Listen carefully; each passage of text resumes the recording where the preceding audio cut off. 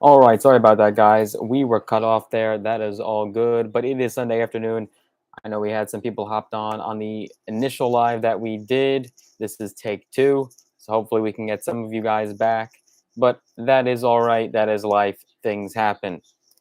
But let's do a quick sound check on my end and make sure we are good. Yes, this is the second iteration of the live this afternoon. Sorry about that little technical difficulty there with the first one, but we should be good now. So, all right, we do have some people hopping on. Fantastic. And sound check does sound good. Okay. There we go. A lot of people hopping on. Okay. I'm sure we got some of you back from the initial live that got cut off. Sorry about that one more time. Technical difficulties, but we are good to go now, and the live is smooth. Welcome, everyone. Let us know where you're tuning in from. There we go. Hello, Anonymous, coming to us from SoCal, and the gas prices went up again. Sorry to hear that. Unfortunately, inflation has not let up, and unfortunately, potentially, the worst is still yet to come. So we will see what happens with that. But in this particular live, we are talking about Social Security, specifically these dangerous threats that have been persistent, and they are not fleeting, folks. They are here to stay, and we have to be concerned. There is some concern to be had here.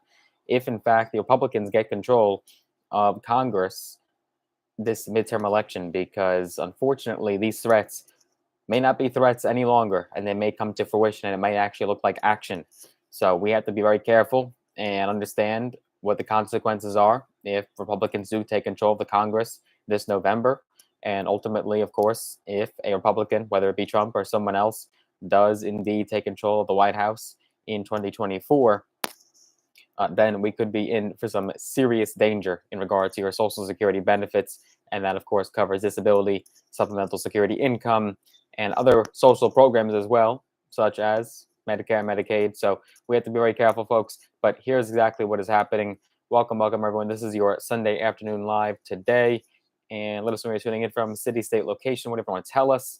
And also give this video a tremendous thumbs up, smash a like button. If this live stream gets to 500 likes, we will do a cash giveaway where we give away $100 to a few of you lucky subscribers. And speaking of being subscribed, make sure you are subscribed and notifications turned on, because once we get 20,000 subscribers, we will do another cash giveaway. So a couple opportunities for you guys to make some free cashola. And also have notifications turned on, because that will notify you every time we do post a brand new video or go live on this channel.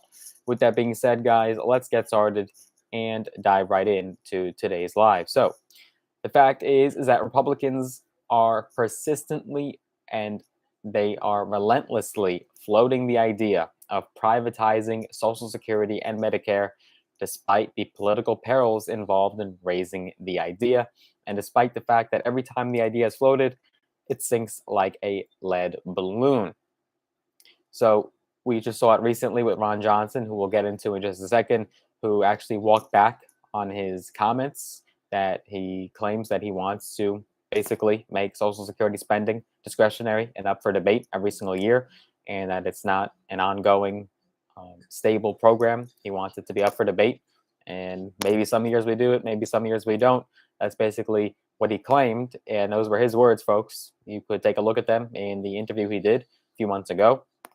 Now he's walking back those comments, not surprisingly, right before the midterm elections, because he doesn't want to risk his seat, because if you look at the poll numbers, he is not doing well, and he's on the brink of losing his seat as senator in the United States Senate. So that was just one example, but there are many, folks. There are many, many examples, and recent. So privatizing government entitlement programs has long been a policy goal for some segments of the Republican Party who worry about the federal deficit and the growing share of the federal budget those programs take up. The programs are hugely popular with voters, though. That's not a surprise. And they plan their retirements around those benefits. Our seniors, our disabled, they count on these benefits as a lifeline, as a means to survive. Now, yes, these benefits may not cover your everyday or weekly or monthly expenses, but if you didn't have them, I think you'd be in a much, much worse position. I think we could agree on that. And so in recent years, though, particularly during the administration of former President Donald Trump, fiscal conservatives and deficit hawks have seen their issues relegated to the back burner, while the party focused on messaging on hot button social issues like immigration, crime, and abortion. But this privatization rather idea keeps resurfacing. And the latest example is Don Bolduc, who is the Republican Senate nominee in New Hampshire, who reportedly called for privatizing Medicare during a campaign town hall in August before a spokesperson walked back the comments, telling Politico that the candidate now opposes privatizing Medicare, Medicaid, and Social Security. And so this is an ongoing issue here, guys. And you're seeing these candidates make these claims. And I don't think it's an accident. I think they meant it. And I think they were absolutely intentional, these comments from these Republicans. And I guess they then saw the ramifications of saying these things and making these bold claims and the outrage that these comments bring. And unfortunately, they have to immediately walk back on those comments and deny them. That's basically the protocol here, and what has been the default for Republicans is they, or at least not all Republicans, right? Just some of them. These are cherry pick examples, but it's more than one. They make these claims. They say that they want to privatize and essentially get rid of Medicare and Social Security and other social programs. And then the spokesperson, whether it's themselves, the spokesperson, they then have to walk back on the claims and backpedal and say that they didn't say them, and maybe even say that the media skewed what was coming out of their mouth, and basically to say fake news. But the words came out of their mouth, folks, and these are direct quotes. You also have Blake Masters, who is the Republican Senate candidate in Arizona. He raised the idea of privatizing Social Security at a June forum, and he also walked back the comments as well. Now, one of the biggest examples, most prominent, that has been in the news and has still been circling is Republican Senator Ron Johnson of Wisconsin. And recently, he suggested that funding for Social Security and Medicare should be discretionary, not mandatory, meaning that lawmakers would have to approve the spending each and every year. So Democrats routinely charge that Republicans want to slash Social Security, Medicare. Republicans say that's fake news. And a lot of GOP candidates, though, plenty of them seem bent on proving them right. That has just been the cycle here. It has been a cyclical event and phenomena that Republicans continue to make themselves look bad by just saying these outrageous comments. And you have to understand that public social programs were set up because the private sector chose not to do them, because they didn't rather offer a large financial return. And so what do you think is going to happen now, guys, when they want Medicare and Social Security to be slashed and basically deleted from the United States of America? Well, Venom King, that is definitely a good question.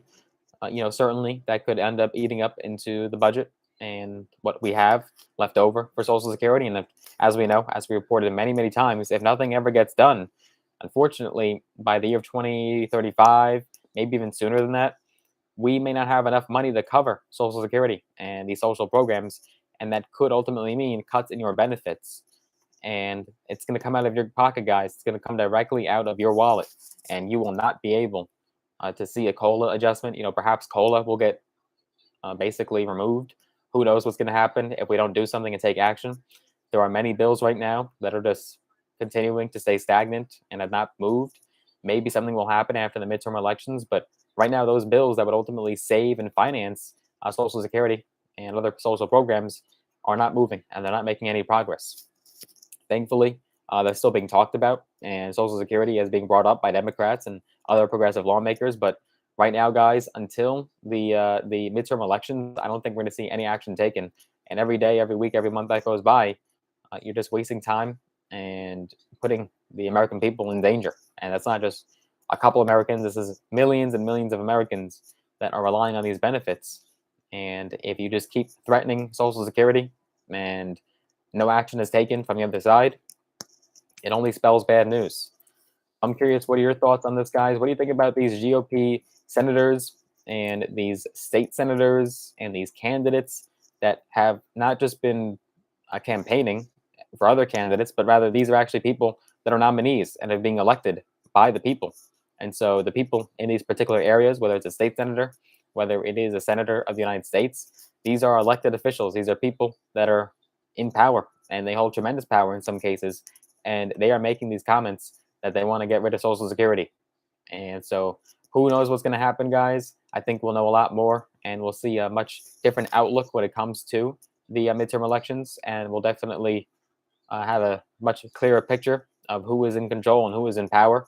And so even if you have these Republican candidates making these threats and these bodacious claims, they won't be able to take any action, of course, if Democrats maintain control. Now, we're not going to tell you who to vote for. That is obviously up to you. Make sure that you are registered to vote because your vote matters. And so if you do have candidates in your area or maybe in your state that are up for election and up for grabs in the midterm elections, definitely make sure you register to vote because your vote will absolutely matter, especially right now, how the country is and the inflation that's going on and the remnants of the pandemic and the so many issues that we have right now. Your vote arguably matters more than ever right now in the state of the country. So make sure you are registered to vote. Your vote absolutely does matter. We're not going to try to influence you here on this channel. We're not going to try to sway you one way or the other. That is not the job. We want to stay as neutral and as unbiased as possible. We are just reporting the facts and what is being said. So with that being said, guys, I do hope you enjoy this video. Hope you get value out of it. Make sure you smash that like button. Make sure you share with a friend. Get the word out. Spread it on social media. If you haven't already, sign that 4th federal stimulus check petition. That link is down below in the comment section as the pinned comment, as well as in the description of this video. Make sure you smash that like button. I'd appreciate that. Make sure you are subscribed and notifications turned on. And if you guys want to get some free stocks, all mail free, use the links down below in the description of this video. Sign up with the brokerage platforms, Robinhood and or Webull. You'll get some free stocks. Some of them died up to thousands of dollars in some cases. So that is one stocks you get. And if you guys want to text me on social media, I am on Instagram, I'm on TikTok, I'm on Facebook. Use the social links down below. Text me there. And I look forward to seeing you guys in the next video. Take care for now.